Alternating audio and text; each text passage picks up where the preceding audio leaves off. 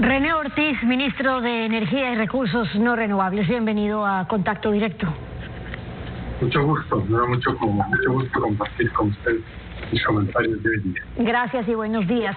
La semana anterior, ministro, quedó pendiente el tema de las preventas a China con esta doble reventa de la que hablábamos, algo que se ha dado solamente con China en la historia de la comercialización del crudo del Ecuador. Sí, antes decíamos que se permitía la venta de crudo de Petroecuador a los intermediarios para que revendan el crudo a las refinerías de Estados Unidos, pero no la venta a dos intermediarios, porque termina siendo a China y al revendedor con un comprador final, que es una refinería en Estados Unidos.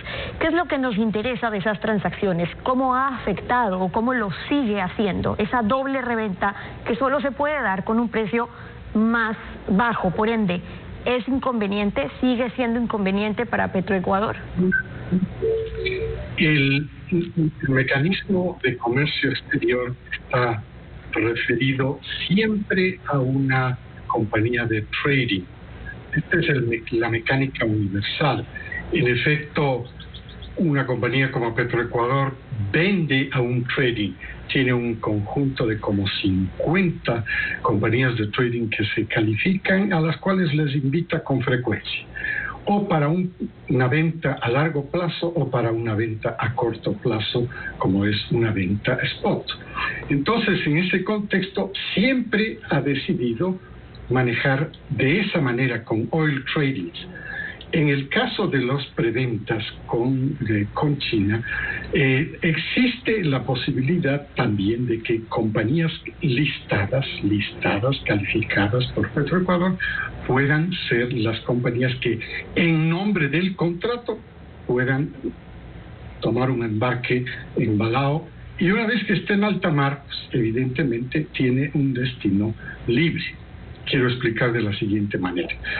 Se dice en el momento del embarque cuál es el destino. Sin embargo, en alta mar puede cambiar el destino. Y puede cambiar el destino dependiendo de los precios que se oferten en cualquiera de los puntos de destino. Por ejemplo, costa oeste de los Estados Unidos evidentemente tiene un destino que no tiene como paso obligatorio el Canal de Panamá, donde hay una tarifa de paso. El Golfo de México tiene otros tipos de capacidades importantísimas, es decir, la gran variedad de refinerías. Entonces, en ese contexto, como las compañías, incluyendo las chinas, que están registradas en Petroecuador, pueden vender el crudo. Claro, ahí hay dos escenarios en lo que usted está mencionando. El primero, que es con las compañías de trading, que es como se ha manejado cuando hay la intermediación, un intermediario, y lo segundo, en el caso de las preventas, cuando finalmente se ofreció que la negociación iba a ser estatal con China justamente para evitar la intermediación, pero ya sabemos que no es que puede, sino que lo que está ocurriendo es que en alta mar nuestro petróleo se va al otro revendedor y ahí finalmente para ir a la refinería.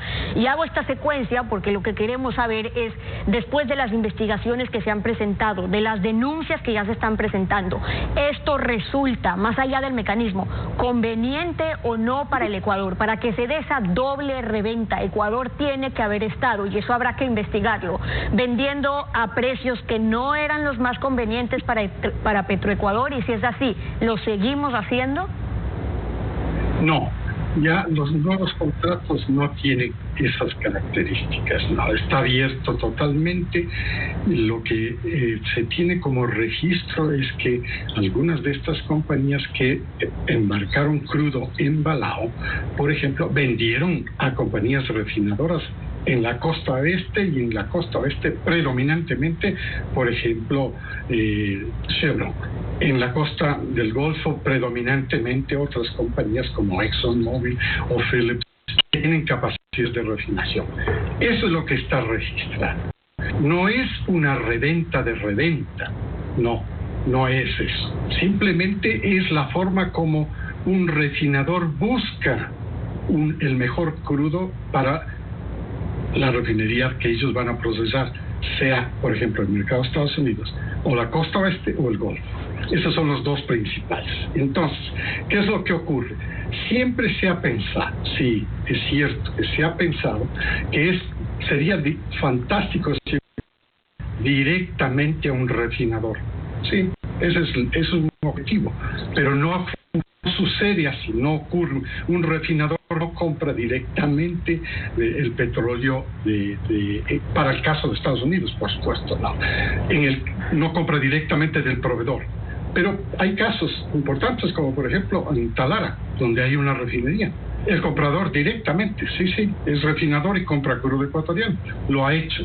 El caso y creo que también ha vendido de esta manera las tradings. También venden las tradings a Repsol, por ejemplo, en Callao, en Perú, o Concon, en la refinería Concon en Chile. Es decir, sí hay toda esta gama.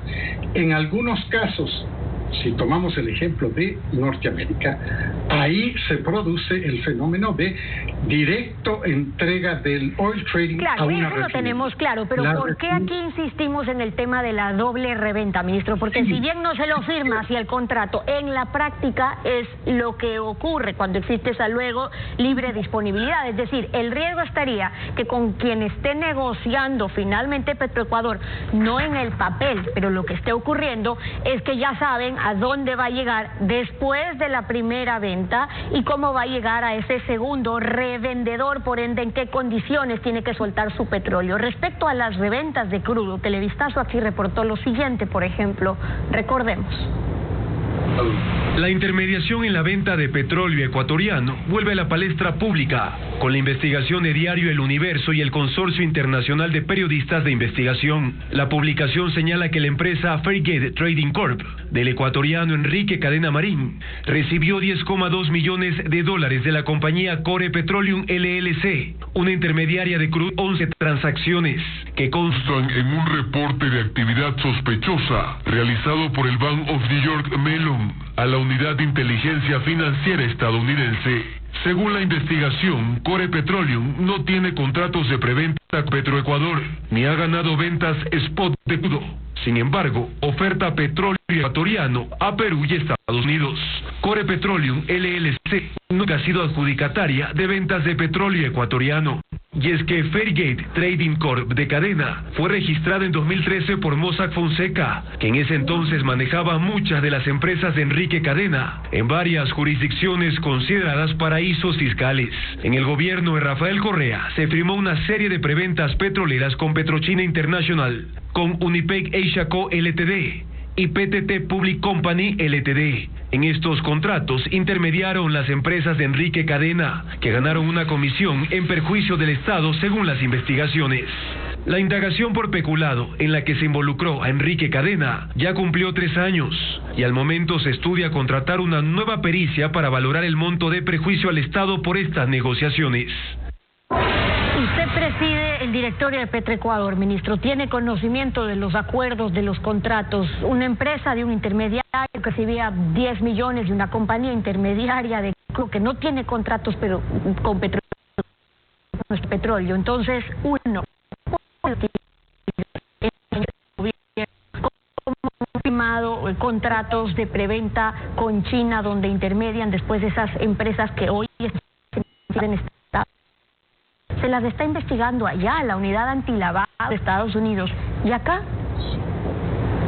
Muy bien, yo creo que hay que diferenciar las dos cosas. El caso de corrupción es absolutamente un caso judicial, está investigado en Estados Unidos en efecto. Afortunadamente tenemos toda esa información de todos los procesos de corrupción que sí han sido detectados por la Fiscalía en los Estados Unidos y los tribunales han tomado sus decisiones con sentencia. Esto es un caso. El otro caso se refiere exclusivamente al tema de el comercio de petróleo crudo de Ecuador. Si el embarque fuera hoy día, para poner un ejemplo, ese embarque toma una cotización directa del WTI 3 días antes, 3 días después, el promedio. Esa es la primera cotización. La segunda cotización, o sea, es variable. Hoy día esa, mañana puede ser otra. La segunda es el diferencial. El diferencial es principalmente de calidad. También este es variable y toma de un índice esa cotización. Y finalmente le suma un precio. Ese precio es el fijo. Entonces, cada día el embarque que se hace tiene un precio, no es un precio fijo. El embarque de 30 días después va a ser evidentemente diferente. También el embarque de 30 días antes o 15 días antes va a ser diferente. Una vez que se realiza el embarque,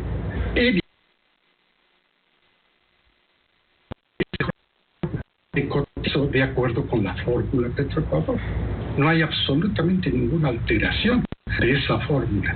Cumplida la fórmula, cumplido el embarque, el embarcador, la compañía de trading que está embarcando ese volumen de crudo, parte de Balao y va a un destino, si lo deja prefijado. Dice, voy Long Beach, por ejemplo, California.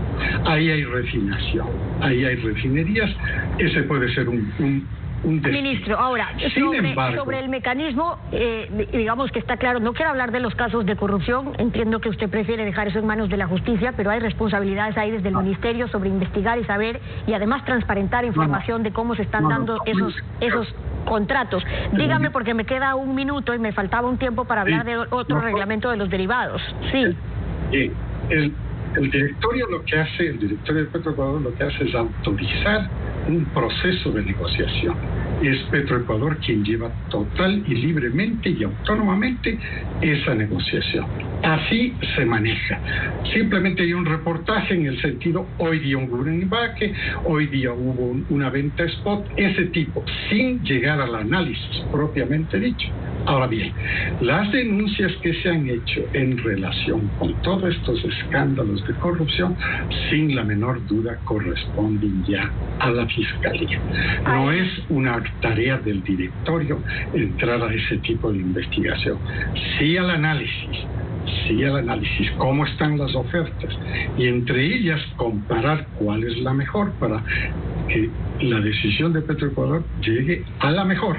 No compararlas con las ventas anteriores o compararlas con las ventas futuras, no comparar ventas spot con ventas a largo plazo. Eso a propósito de la comercialización del crudo. Había otro tema, la invitación para que conversemos a propósito de eso, del decreto ejecutivo del 24 de septiembre, cuando hablábamos de el reglamento de los precios de derivados del petróleo, la invitación para que volvamos a tocar ese tema. Por ahora lo quiero agradecer por tiempo. Gracias, ministro, por haber estado con nosotros. Un placer para mí. Buenos días. Una pausa y volvemos. No se vayan.